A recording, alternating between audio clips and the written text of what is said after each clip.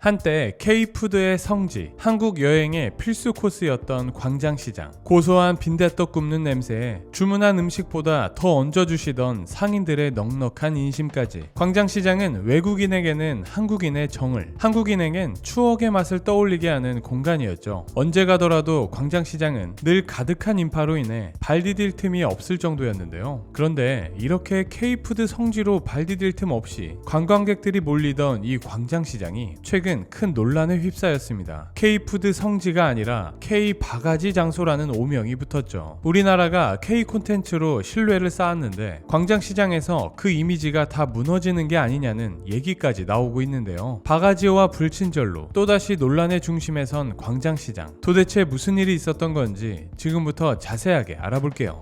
주식, 암호화폐, ETF까지 원픽 리포트. 논란에 불이 붙은 건 구독자 151만 명을 보유한 한 유튜버가 올린 폭로 영상에서부터 시작됐습니다. 유튜버는 광장시장의 노점 5곳을 직접 방문했는데요. 그중 4곳은 불친절했다고 얘기했죠. 칼국수 가게에서는 충격적인 장면도 목격했다고 합니다. 다음 손님에게 내려던 칼국수 면을 준비하는 과정에서 누가 봐도 오해할 만한 모습이 포착됐다는 거죠. 김가루와 고명 조각이 덕지덕지 붙은 면을 그대로 사용하는 모습을 봤다는 겁니다.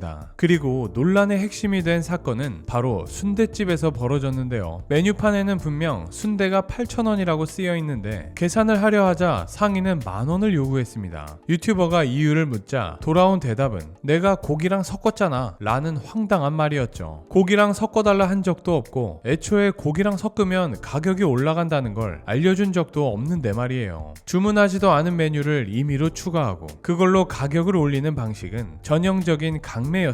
또 유튜버는 시장을 다니며 여러 노점에서 상인들이 외국인 손님에게 소리를 버럭 지르는 장면을 여러 번 목격했다고 했습니다. 원성을 높일 상황이 아닌데 막 화를 내면 외국인들 입장에선 당황스러울 수밖에 없어요. 관광객들은 K-팝이나 K 콘텐츠로 한국에 대한 기대를 품고 설레는 마음으로 찾아온 사람들인데 말이죠. 그렇게 해당 영상은 올린 지 14시간 만에 무려 조회수 200만 회를 기록하고 3,700여 개의 댓글이 달리며 일파만파 정말 빠른 속도로 퍼져나갔습니다. 외국인들이 이런 경험하면 한국에 다시는 오고 싶지 않을 것 같다는 댓글부터 시장 상인들이 한국 망신을 다 시키고 있다는 내용까지 실망스럽다는 댓글이 줄을 이었죠. 8,000원짜리 순대에 임의로 고기를 추가한 뒤 10,000원을 요구한 해당 가게는 결국 영업정지 10일 처분을 받게 됐다고 알려졌습니다. 사건의 파장이 큰 만큼 상인회와 종로구청이 신속하게 처분을 결정하고 자체적 휴업에 들어간 건데요. 하지만 그럼에도 광장시장을 둘러싼 논란의 불씨는 쉽게 꺼지지 않고 있습니다. 광장시장을 둘러싼 여론은 이미 나빠질 대로 나빠졌고 소비자의 신뢰는 이미 크게 무너졌죠. 그런데 사실 해당 영상의 파장이 이렇게까지 커진 건 광장시장의 이 같은 사태가 처음이 아니기 때문입니다. 광장시장은 최근 몇 년간 비슷한 바가지 문제, 불친절 문제가 계속 반복되어 왔습니다. 몇몇 가게의 문제가 아니라 시장 전체의 고질적인 문제라는 거죠. 2023년에도 작은 전 10장에 15,000원을 받아서 양 대비 너무 터무니없는 가격이라며 소비자의 분노가 폭발하는 일이 있었고요. 그리고 2024년에는 순대 메뉴 바꿔치기 논란도 있었습니다. 사실상 매년 비슷한 일이 반복되고 있는 거죠. 이런 논란이 불거진 이후 서울시와 종로구 그리고 상인회는 대책 마련에 나섰었습니다. 서비스 향상 결의 대회를 열고 메뉴판 가격 옆에 정량을 표시하는 정량 표시제와 미스터리 쇼퍼 제도도 도입했었죠. 미스터리 쇼퍼란 겉보기엔 그냥 일반 손님처럼 보이지만 사실은 시나 구청에서 위탁한 암행 점검 요원이 몰래 점검을 하는 제도입니다. 시장을 둘러보며 가격표가 정확하게 붙어 있는지, 메뉴판과 실제 금액이 일치하는지, 위생 상태는 어떤지, 상인의 응대 태도는 어떠한지 등등 일반 소비자 관점에서 시장의 문제점을 살펴보고 실태를 파악하는 거죠. 그렇다면 이런 제도들의 효과는 어땠을까요? 글쎄요. 또다시 이번 사태가 불거진 걸 보면 광장시장의 문제점은 지금도 여전히 반복되고 있다고 봐야겠죠. 실제로 소비자들이 겪은 피해 사례도 SNS에 속속 올라오고 있는데요. 평일이라 손님도 거의 없었는데 더 시키라고 강요하거나 빨리 먹으라고 재촉하는 바람에 불편했다는 사람들부터 손님에게 막말을 하거나 못하거나 강압적으로 대하는 영업 태도가 불편했다는 후기들도 줄을 잇고 있습니다. 심지어 외국인 관광객들까지 한국 시장 가격은 믿을 수 없다는 후기를 남기고 있죠. 지금 이 영상을 보시는 분들 중에도 광장시장에서 비슷한 경험을 한 적 있으신가요? 그렇다면 대체 왜 광장시장의 이런 문제점은 개선되지 않고 매번 반복되는 걸까요? 단속도 해보고 정량 표시제도 도입하고 심지어 미스터리 쇼퍼까지 등장했는데 논란이 해마다 반복되는 이유. 광장시장을 오래 지켜본 사람들은 몇몇 상인의 일탈 문제가 아니라 광장시장 전체의 구조가 문제라고 얘기합니다. 즉 광장시장에 뿌리 깊게 박힌 구조적 결함이 있다는 거죠. 전문가들이 얘기하는 원인은 크게 세 가지로 압축해 볼 수 있는데요. 먼저 첫 번째는 자율가격제의 함정입니다. 전통시장은 흔히 가격을 유연하게 정하는 자율가격제를 사용합니다. 하지만 이 방식은 상인의 기준과 소비자 기준이 다르고 가격표가 없을 시 혼란이 쉽게 발생하죠. 일부 상인이 가격을 임의로 조작하기 쉽기 때문에 노점 간 담합이 일어날 가능성도 큽니다. 게다가 요즘 광장시장에서 자주 볼 수 있는 상황은 바로 카드가 안 되고 계좌이체만 받는다는 건데요.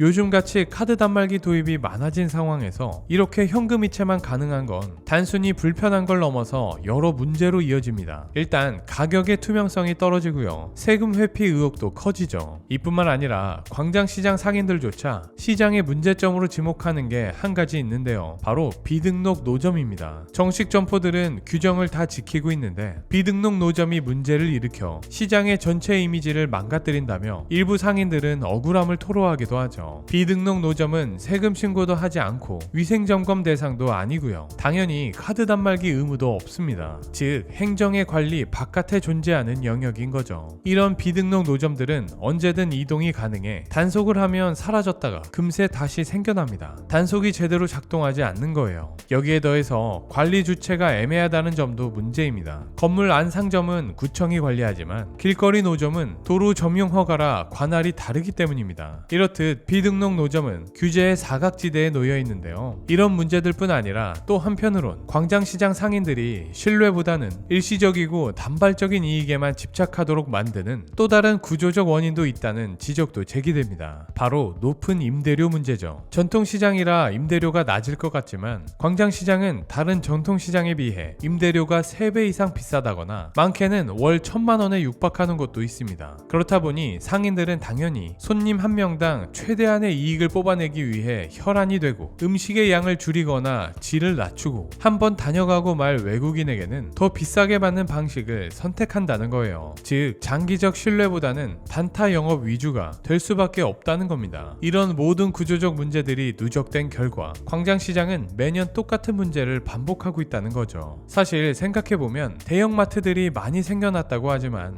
여전히 우리 삶 속에는 전통시장들이 존재하고 있습니다. 하지만 그 모든 한국의 전통시장들이 이 같은 고질적 문제를 반복하고 있지는 않죠. 남대문 시장도 관광객이 많은 건 비슷하지만 정찰제와 정량 표시가 비교적 잘 정착된 곳으로 평가받습니다. 부산의 자갈치 시장도 해산물 특성상 시가 문화가 있어서 가격 논란이 아예 없다고 하긴 어렵지만 메뉴를 강제로 추가한다거나 바꿔치기를 하거나 강매를 하는 방식과는 결이 다르죠. 또한 경동시장이나 망원시장 같은 로컬 시장들은 현금을 강요하는 관행이 적고 불친절 논란도 적습니다. 정직한 장사 이미지가 잘 유지되고 있는 시장에 속하죠. 특히 망원시장은 MZ세대와 외국인 관광객에까지 입소문이 나면서 사람들의 발길이 늘고 있는 곳으로 손꼽히고 있는데요. 결국 사람들과 관광객들은 바가지 스트레스가 적고 가격을 예측할 수 있고 응대 태도가 친절한 시장을 찾아 나서고 있습니다. 결론은 바뀌지 않으면 대체되고 잊혀진다는 거예요. 매년 비슷한 문제가 반복되어 온 광장시장. 이제 광장시장이 무너진 신뢰를 다시 찾으려면 일시적인 단속이 아니라 근본적인 문제를 해결해야 합니다. 시장이 사람들의 사랑을 받은 이유는 시장이라는 장소가 주는 특유의 정과 더해지는 인심, 푸짐함 같은 매력들 때문이잖아요. 단기적 이익만을 노리다 보면 결국 전통시장의 정체성 자체를 잊게 됩니다. 그리고 한번 무너진 신뢰와 돌아선 발길을 다시 되돌리기란 정말 쉽지 않은 일이죠. 광장시장은 한국의 얼굴이자 K푸드 문화를 대표하는 곳 중 하나입니다. 잃어가는 신뢰를 회복하고 변화를 통해 다시 사람들이 사랑하는 시장으로 거듭나려는 노력을 이젠 정말 해야 하지 않을까요? 오늘은 여기까지고요. 시청해주셔서 감사합니다.